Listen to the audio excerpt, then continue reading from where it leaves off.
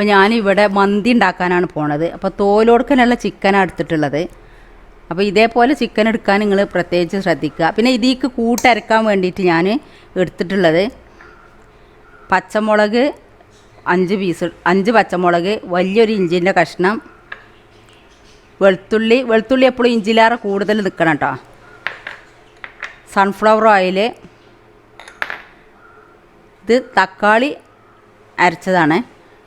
വലുധികം പഴുക്കാത്ത തക്കാളി ആയതുകൊണ്ടാണ് ഇങ്ങനെ. നിങ്ങളുടെ അടുത്ത് പഴുത്ത തക്കാളി ഉണ്ടെന്നുണ്ടെങ്കിൽ അത് എടുക്കുക. മന്തി മസാലൻ്റെ പൗഡർ 1 ടേബിൾ സ്പൂണ്. ചെറുനാരങ്ങ നീര് എൻ്റെ കയ്യിലില്ല, അതുകൊണ്ട് ഞാൻ 1 ടീസ്പൂണ് വിനീഗർ ഒഴിക്കുന്നുണ്ട്. ഇല്ല എന്നുണ്ടെങ്കിൽ നിങ്ങളെ കയ്യിൽ തൈരുണ്ടെങ്കിൽ തൈര് ഒഴിച്ചു കൊടുക്കുക. അപ്പോൾ ഇതെല്ലാം കൂടി പിന്നെ ഞാൻ 2 ഗ്ലാസ് അരി, അതായത് 500 ഗ്രാം അരി വെള്ളത്തിലിട്ടിട്ടുണ്ട്. അപ്പോൾ ഇതെല്ലാം കൂടി ചേർത്ത് ഞാൻ അരച്ചെടുക്കട്ടെ. ഇഞ്ചി, വെളുത്തുള്ളി, പച്ചമുളക്, തക്കാളി പേസ്റ്റ്, സൺഫ്ലവർ ഓയിൽ, മന്തി പൗഡർ 1 ടീസ്പൂണ് വിനീഗറും കൂടി ചേർത്ത് അരച്ചെടുക്കുക. ഇത് അരച്ചെടുത്തിട്ട് വരാം. അപ്പോൾ ഞാൻ ഈ അരി തിളപ്പിച്ച് ഊറ്റാൻ വേണ്ടിയിട്ട് വെള്ളം വെച്ചിരുന്നു. അതിൽ പട്ട, ഏലക്കായ്, കറാമ്പൂവ് 2 വീതം ഇട്ട് കൊടുത്തിട്ടുണ്ട്. ഇനി അതിലേക്ക് ഞാൻ ഉപ്പിട്ട് കൊടുക്കുകയാണ്. അതിലേക്ക് വേണ്ടത്ര ഉപ്പിട്ട് കൊടുക്കുക. പിന്നെ 1 ടീസ്പൂണ് വിനീഗർ ഒഴിച്ച് കൊടുത്തിട്ടുണ്ട്. അതേപോലെ തന്നെ 1 ടേബിൾ സ്പൂണ് വെളിച്ചെണ്ണ ഒഴിച്ച് കൊടുക്കാം. അതിന് ശേഷം നമുക്ക് കുതിർത്ത് വെച്ച അരി, ഞാനൊരു 2 മണിക്കൂർ മുന്നേ കഴുകിയിട്ട് വെള്ളത്തിലിട്ട് വെച്ചതാണ്. അപ്പോൾ അങ്ങനെ കുതിർത്ത് വെച്ച അരിയാണ് ഇട്ട് കൊടുക്കേണ്ടത്.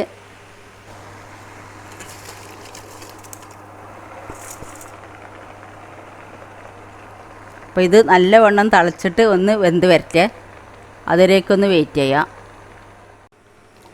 അപ്പോൾ നമ്മളെ ചിക്കൻ ഇവിടെ റെഡി ആയിട്ടുണ്ട്. ഇത്ര പീസ് വേണ്ടട്ടാ, ഞാൻ അത് വേവിക്കുമ്പോൾ ഒന്ന് വേവിച്ചെടുക്കാമെന്ന് മാത്രം. അപ്പോൾ അതിലേക്കുള്ള അരപ്പ് ഇവിടെ റെഡി ആയിട്ടുണ്ട്. അരക്കണ സമയത്ത് ഉപ്പിട്ട് കൊടുത്തിട്ടില്ലായിരുന്നു, ഇനി ഉപ്പിട്ട് കൊടുക്കണം.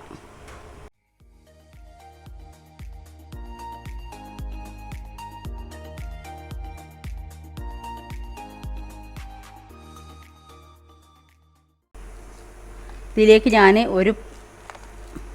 4 കുരുമുളക്, 1 ഏലക്കായ്, 1 കറാമ്പൂവ്, 4 പട്ട ഇട്ട് കൊടുക്കുന്നുണ്ട്. ഇത് നമുക്കൊന്ന് വേവിച്ചെടുക്കണം ചെറിയ തീയിൽ. നമ്മൾ ചോറ് വേകണ സമയമാകുമ്പോഴത്തേന് ഒന്ന് വേവിച്ചെടുക്കാം. എന്നിട്ട് ഇത് പരത്തി വെച്ച് കൊടുക്കണം. അതിൽ ഫുഡ് കളർ ചേർക്കണം കേട്ടോ, അപ്പോൾ നമ്മളെ ചോറ്റിന് നല്ലൊരു കളർ കിട്ടുള്ളൂ.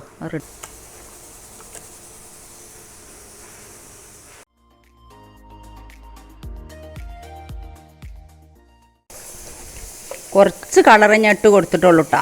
ഇതിനടുത്ത് നല്ല കളറായിട്ടുള്ള റെഡ് ഇല്ലായിരുന്നു, അപ്പോൾ കുറച്ച് കളറാണ് ഞാൻ ഇട്ട് കൊടുത്തിട്ടുള്ളത്. അപ്പോൾ ഇതൊന്ന് നമുക്ക് വേവിക്കാൻ വെക്കാം.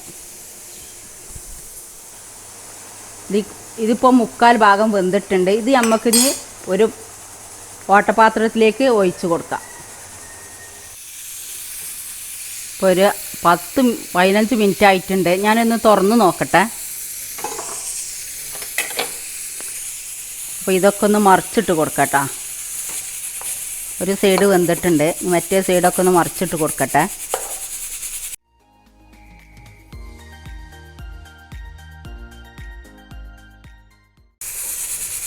നിങ്ങൾ വെക്കുമ്പോൾ റെഡ് കളർ തന്നെ ഇട്ട് കൊടുക്കാൻ ശ്രമിക്കട്ടോ.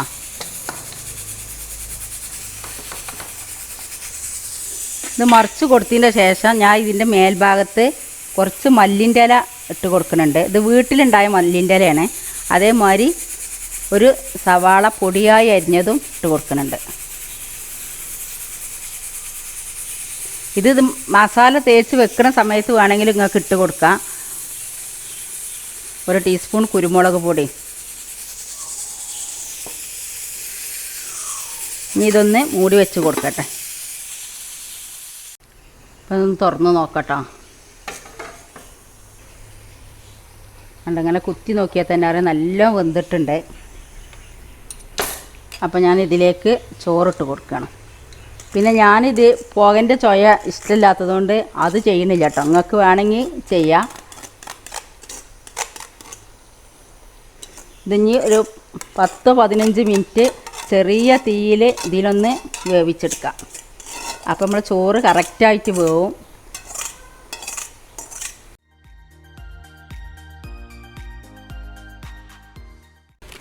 കുറച്ച് മന്തി മസാല ഇതിൻ്റെ മേലെ ഇട്ട് കൊടുക്കുന്നുണ്ട്. അതേപോലെ മഞ്ഞൾ കുറച്ച് കലക്കിയിട്ട് അതിന് മേലെ ഒഴിച്ച് കൊടുക്കുന്നുണ്ട് കേട്ടോ.